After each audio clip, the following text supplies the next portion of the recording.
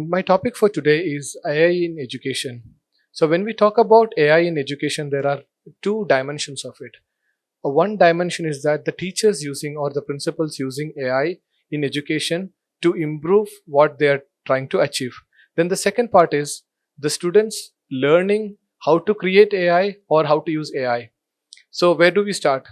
The problem is that we have the school system has been running for so many years, and then from there it's very difficult to change the system because you have a timetable there, you have teachers already aligned for that particular thing, and then we need to give skills to the teachers how to use AI. So taking out, they're already really busy, they have exams, they have to evaluate the papers, a lot of things are happening, and so it's very difficult to add AI into the school curriculum.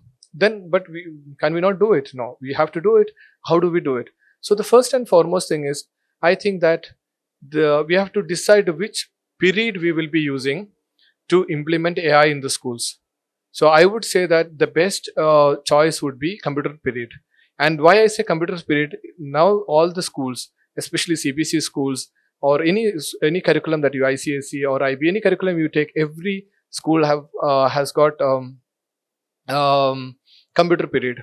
Okay, and the computer period or the computer teachers are the most tech savvy or most literate people in the computer world when you compare when you consider the school. So if you try to upskill the computer teachers, we will be able to start using AI at a certain level, and then we use that same period for the teachers to teach the students. So why don't we directly try to teach the students? It's almost impossible because we are talking about large number, especially in the case of India. And there's one more advantage. If you use the computer teachers to teach AI, already, as I said, they are already teaching the computer period, and then the only challenge will be to change that computer period into a computer science period, because AI is built using coding. So if you introduce coding from a very young age in the school, it will be really easy for the teachers to understand what is AI, and then it will be really easy for students also to understand AI, because they learn computer science or computers, they understand computers in a different aspect. So now for an argument's sake, let's assume that we say that we will start with the computer teachers. Then how do we do it? Because again, we have the same problems. The advantage is that the number of computer teachers are less in any school, so we have to target only those two or three computer teachers to teach AI, and it will be really easy because they are already using computers to do something. And there are a lot of schools or other subjects of mathematics, they may not be using computers on a day to day in their day to day life. Okay, now again, coming back to this argument, how do we start with the computer teacher? So first of all, we have a computer curriculum. That's what I was trying to tell before also. Currently the schools are providing computers, and we are trying to teach a generation who are born into computers. Again, the computers, we don't have to teach them because they know it is there. Okay, it's like, okay, you are teaching about electricity for a child. I mean, you have to teach electricity, Michael Faraday and all. I'm not talking about that. I'm talking about, there is a switch. If you switch on the if you actually click on a switch, the electricity will the light will lighten up, or you say that the fan will be on. You don't have to teach that. In the same way, if you don't have to teach now what is a mouse, what's a monitor, or what's a keyboard. So you change the computer from the computer period to a computer science period, then automatically we can teach them AI. And then of course, once you teach coding, then they will be able to better understand AI also. So that's the strategy I think the school should take. If you take that path, it will be really easy, because the computer teachers will be interacting with other teachers. They will be telling like, my work is a little bit easier now. Okay, and there is one more argument. People ask me, is AI going to replace the teachers? So the answer is no. At the current, whatever technology that we have, it is impossible. Even I've asked ChatGPT also, will you replace computer teachers? They said no, I cannot replace computer teachers. But there are many reasons for that. So since my point of discussion is how to implement AI in the schools, I'm not going to go deep into the tech part of it. So my, again, coming back to this point, how the the management now, like we agreed that, I mean, for an argument set, I say that we agreed that the computer teachers will be learning the AI and then teaching to the students. What exactly as a school the management should be doing?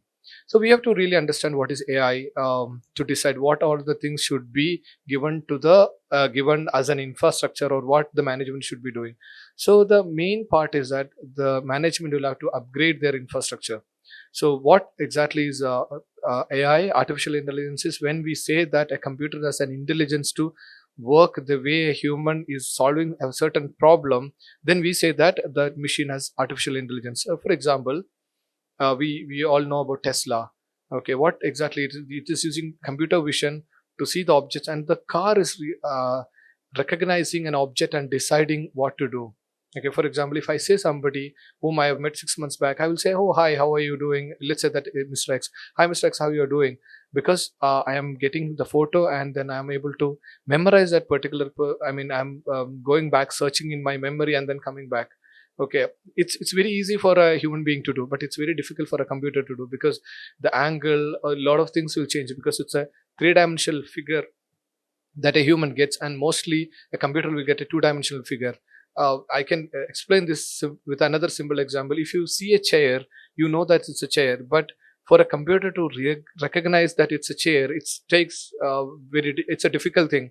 Why? Because you cannot teach a computer that if there are four legs and one sitting thing, it's a chair. It can be a stool also, but as a person we will understand that it's a tool. But when you look at a two-dimensional figure, it is very difficult for a computer to understand. So my point is that it's not very difficult to implement artificial intelligence in schools, because they already have a computer lab. So if it is a computer, not a laptop, the only target will be to have a camera there. Then they will be able to do a face recognition app. My point is that it will actually teach them how actually the AI is implemented, and when the teachers are doing it, they can use they will understand how the AI is used. Okay, and then another part is that how do we teach other teachers AI? When we implement it, once the teachers are equipped, I mean the computer teachers are equipped, the teachers can have a training on, like, this is how we are using AI in our thing. And then another argument is that you can actually adopt AI tools for creating lesson plans, for creating questions, or I do understand that we can think about a personalized learning for the students, but I think it's in order for us to get into the personalized learning, it will take a little more time. But for those international schools and people with the computer facility and at home, it should be driven more by the parents or the school. I'm not school, the home, the actually this should be done at home rather than the school, the personalized learning for the students. So my point is that when we are training the teachers, we should train in such a way that these students will be using AI at home, also using their computers or whatever.